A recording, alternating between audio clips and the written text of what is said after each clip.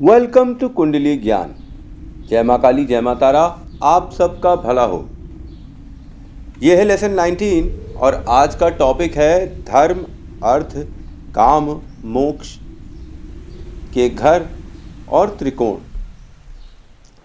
तो आप अपनी जन्म पत्री मतलब लग्न पत्री खोल सकते हैं, जो भी ऐप से आपने देख सकते हैं। आजकल तो 75 ऐप पड़े हुए हैं, कोई भी ऐप से देख सकते हैं। मैंने जैसे रैंडमली एक कुंडली ले ली है पीछे, जिसमें धर्म, अर्थ, काम, मोक्ष के घरों को मैंने बाकायदा लिख दिया है। और ए का मतलब है अर्थ, डी का मतलब है धर्म, एम का मतलब है मोक्ष, के का मतलब है काम। तो ये धर्म, अर्थ, काम, मोक्ष हैं क्या, सबसे पहले ये समझ लिया जाए। तो 4 पुरुषार्थ हमारे जीवन में बताए गए हैं करने के लिए। एक है धर्म, दूसरा है अर्थ, तीसरा है काम और चौथा है मोक्ष। तो हमारी कुंडली से ये घर सीक्वेंस में चलते रहते हैं, जैसे कि मैंने पीछे कुंडली में दिखा रखा है। और क्या कहते हैं,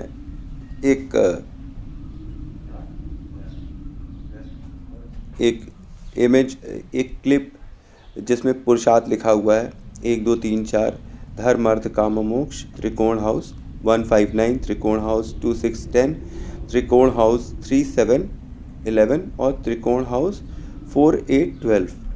ठीक है, और फ्रेंडली प्लैनेट्स और स्ट्रॉन्ग प्लैनेट्स लिखा हुआ है। तो इसके स्क्रीनशॉट्स ले लीजिएगा, क्योंकि समझने के लिए ये बड़े आसान से होंगे। और अपने नोट्स वाले जो फोल्डर है उसके अंदर ये स्क्रीनशॉट सेव कर लीजिएगा। तो पहले समझा जाए कि धर्म त्रिकोण कौन कौन से होते हैं। धर्म त्रिकोण आपका पहला, 5वां और 9वां घर होता है। तो इन घरों के अंदर जो राशियां आती हैं, मतलब अगर वो मित्र राशि हैं और बलवान होकर बैठी हैं, तो आपको धर्म से लाभ होगा।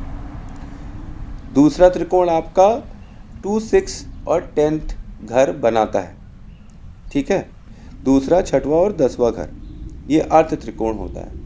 इसके अंदर आपकी अगर फ्रेंडली राशियां हैं और अच्छे ग्रह हैं, मजबूत होकर बैठे हैं, अच्छी दृष्टियों से संबंध बना रहे हैं, तो फिर आपको ये अर्थ त्रिकोण बनाता है। यहाँ से आपका पैसा और यश, कीर्ति, सम्मान, रुपया, पैसा, ये सब देखा जाता है। अब तीसरा आता है काम त्रिकोण। ये काम त्रिकोण आपका तीसरा, 7वां और 11वां घर मिला के बनाता है। यहाँ से आपकी सेक्स लाइफ और बच्चे और मतलब देखा जाता है।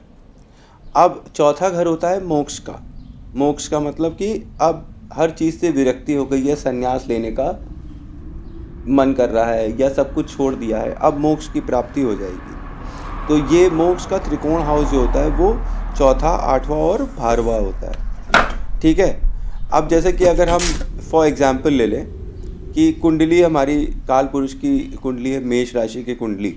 ठीक है, ये जो ग्रीन वाली है, मान के चलिए कि ये मेष राशि की कुंडली है। तो इसमें 1 5 और 9 में पहले घर में मंगल बैठे हुए हैं और 5वें घर में जो है 5वां मतलब सूर्य बैठा हुआ है और 9वें घर में गुरु बैठा हुआ है।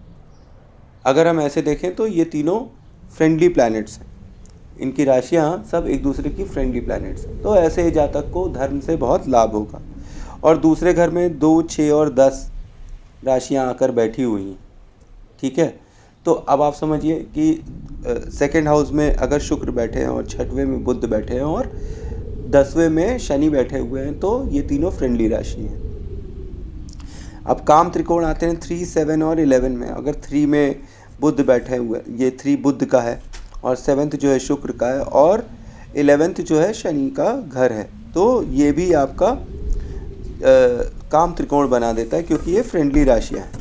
अब मोक्ष का त्रिकोण देखते हैं कि फोर्थ में मान लीजिए चंद्रमा बैठा है, 8th में मंगल है और 12th में आपके गुरु का घर है। तो ये आपका मोक्ष का घर स्ट्रांग हो जाएगा, क्योंकि यहाँ पर जो है क्या कहते हैं, आपके फ्रेंडली प्लैनेट्स बैठे हुए हैं। तो यहाँ पे कैसे फलित करेंगे, तो ये हमें बहुत ज़रूरी है देखना कि इन घरों में फ्रेंडली प्लैनेट्स बैठे हुए हैं और स्ट्रॉन्ग अवस्था में बैठे हुए हैं, किस अवस्था में बैठे हैं कि कमज़ोर अवस्था में बैठे हुए हैं। तो इस प्रकार से हमको जज करना होगा और फल देना होगा। अब आगे जो पीछे जो कुंडली है, समझ लीजिए ये जो वृश्चिक राशि की कुंडली है, तो अगर हम धर्म त्रिकोण देखते हैं तो 8th 12th और 4th, ठीक है, मंगल, गुरु और चंद्रमा। तो राशियां तो मित्र वाली हैं सब, लेकिन आप ये देखिए कि 12th हाउस में ये 5th हाउस में जहाँ पे 12th लिखा हुआ है, गुरु का भाव लिखा हुआ है, वहाँ पर केतु, बुध और शुक्र बैठे हुए हैं और शुक्र तो उच्च का होकर बैठे हुए हैं।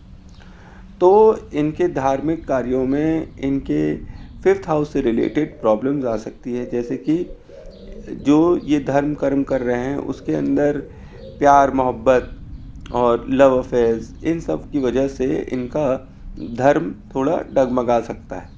तो धर्म का ये त्रिकोण हो गया। अब अर्थ का त्रिकोण देखें तो 2nd हाउस में 9th लिखा हुआ है। अब 2nd हाउस में 9th लिखा हुआ है और 6th हाउस में 1 लिखा हुआ है और आपका जो ये क्या कहते हैं 10th हाउस में 5 लिखा हुआ है। तो 5 मतलब हो गया सूर्य और यहाँ पे 6 में मंगल और 2nd में जो है लिखा हुआ है गुरु। अब ठीक है, तो इनके फ्रेंडली प्लैनेट्स हैं नहीं। जब 10th हाउस को हम देखते हैं तो यहाँ पर शनि बैठा हुआ है और वहाँ पर सूर्य की राशि है और दोनों के दोनों आपस में दुश्मन हैं, तो यहाँ पे क्लेश चालू हो जाएगी। अब इनका जो धर्म भाव है वो भी परेशान करने वाला है। मतलब धर्म, अर्थ मतलब यश कीर्ति, ये बिजनेस में इनको बहुत परेशानी हो सकती है क्योंकि विरोधाभास है। सूर्य और शनि एक ही, सूर्य का घर है और शनि बैठे हुए हैं अपनी ही राशि में, ठीक है। तो आप एक बात समझिए कि और दूसरी तरफ कि यहाँ पर 6th हाउस में चंद्रमा बैठे हुए हैं, तो यहाँ पर बिजनेस में इनके हो सकता है पिता के घर से इनकी प्रॉब्लम हो सकती है। अब हम चलते हैं कि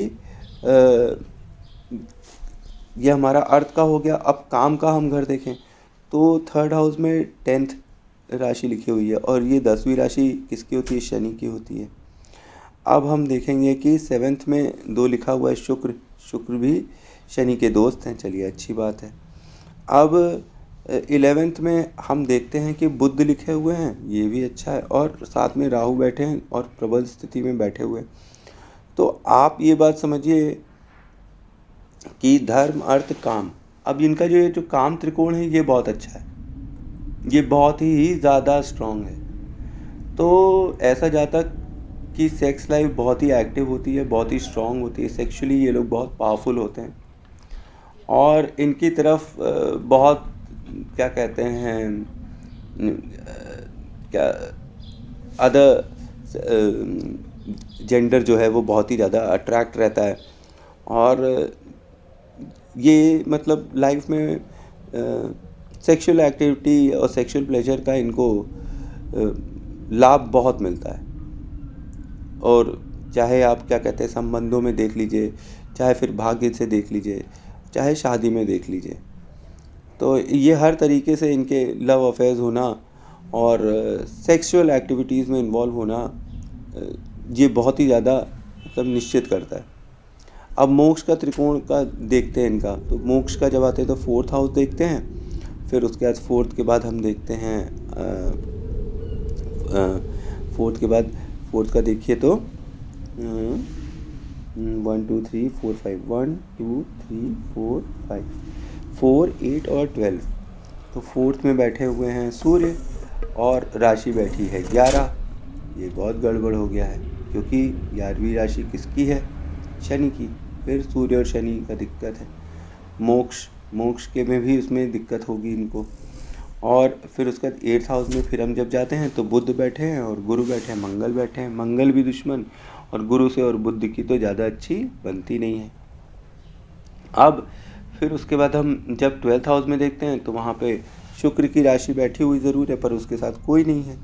तो यहाँ पर आपको दो दो जगह मोक्ष के त्रिकोण में प्रॉब्लम हो रही है, क्योंकि एक घर में सूर्य बैठे हुए हैं 11th राशि के साथ, और जो 8th वाला घर है उसमें थर्ड हाउस के साथ गुरु और मंगल बैठे हुए हैं, और दोनों ही दुश्मन हैं। मतलब कि ग्रह प्रताड़ित करेंगे इस त्रिकोण को, जिसको हम मोक्ष त्रिकोण कह रहे हैं।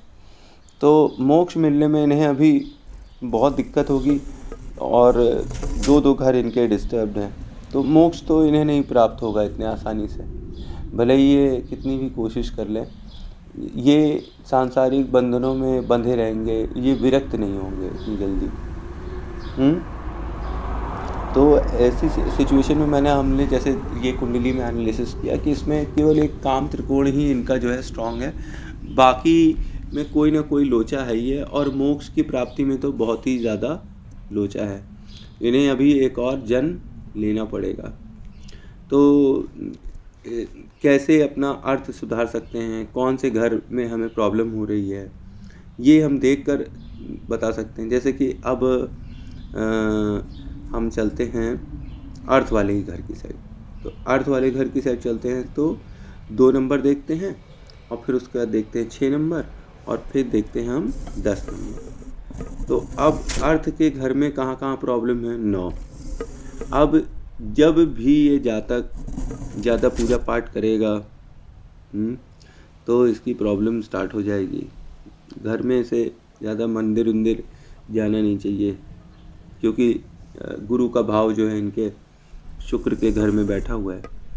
और फिर उसके बाद यहाँ पर इनके जो 6th हाउस है वहाँ पे चंद्रमा बैठे हुए हैं, तो माता की सेहत में भी हानि होगी, ऑपरेशन होगा उनका, इनको भी मानसिक तनाव बना रहेगा, शरीर में मन से दोनों में से इनसे बीमारियाँ पकड़ी रहेंगी। और 5th हाउस में शनि और घर है सूर्य का। शनि अपने घर को तो नहीं खराब कर रहे हैं, इस्टेब्लिश कर रहे हैं, पर सूर्य मतलब इनके फादर से इनका 3-5 चलता रहेगा, इसीलिए इनका बिजनेस भी इसी वजह से इफ़ेक्ट होगा। तो इस तरीके से हम इसमें से फल निकाल सकते हैं, लॉजिक लगाते जाएंगे तो खुद ही पता चल जाएगा कि कौन से घर में कहाँ प्रॉब्लम है और किसकी क्या कहते हैं निवारण करना चाहिए, किसका नहीं निवारण करना। जैसे कि अब ये जो पीछे कुंडली है इसमें शनि जो है 10th हाउस में बैठे हुए हैं, तो अच्छे राजयोग में बैठे हुए हैं। ऐसे जातक को कभी भी तेल का दान नहीं करना चाहिए, शनि की कोई भी चीज़ दान नहीं करनी चाहिए, ठीक है। इन्हें हमेशा शनि को संभाल के रखना चाहिए, हाथ में लोहे का कड़ा पहनना चाहिए। शनि की स्थापना करने से इनके बिजनेस में बरकत होगी। खैर, ये एक तरीके का है कि शनि देख लीजिए कि कौन मैलिफिक है और कौन नहीं मैलिफिक है, उसी के हिसाब से इसका अपना निवारण करिए। अर्थ का निवारण इसी तरीके से होगा।